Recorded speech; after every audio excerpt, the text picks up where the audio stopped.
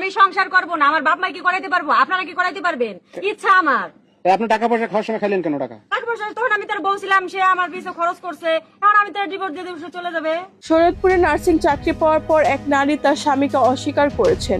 এমন অভিযোগকে কেন্দ্র করে এলাকায় ব্যাপক চাঞ্চল্যের সৃষ্টি হয়েছে।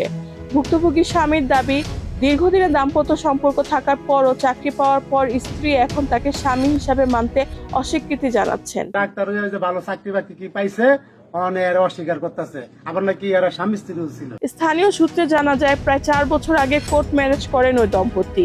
বিয়ের পর স্বামী বিভিন্নভাবে টাকা পয়সা জোগাড় করে স্ত্রীকে পড়াশোনার জন্য সহযোগিতা করেন বলেও দাবি করেছেন।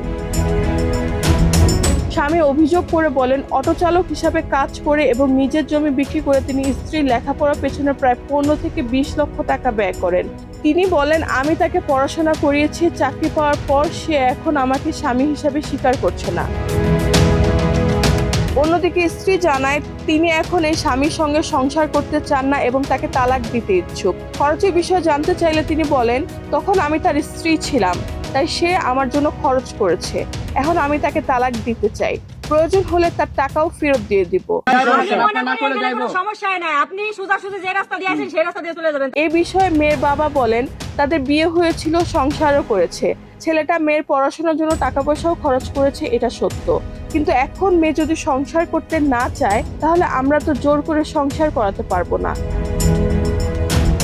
এদিকে স্বামী দাবি করে বলেন, সে আমার স্ত্রী এবং আমি চাই সে যেন আমার সঙ্গে সংসার করে। ঘটনাটিকে ঘিরে দুই পরিবারের মধ্যে উত্তেজনা বিরাজ করছে। বিষয়টি স্থানীয়ভাবে মীমাংসার চেষ্টা চলছে বলেও জানা গেছে। রেহানা বেগম, প্রজন্ম 24। তুমি আমার লগে যাবা না? না, আমি আপনার লাগে যাবো না। আজকে তোমার এই অবদান তো আমার জন্য, তাই না?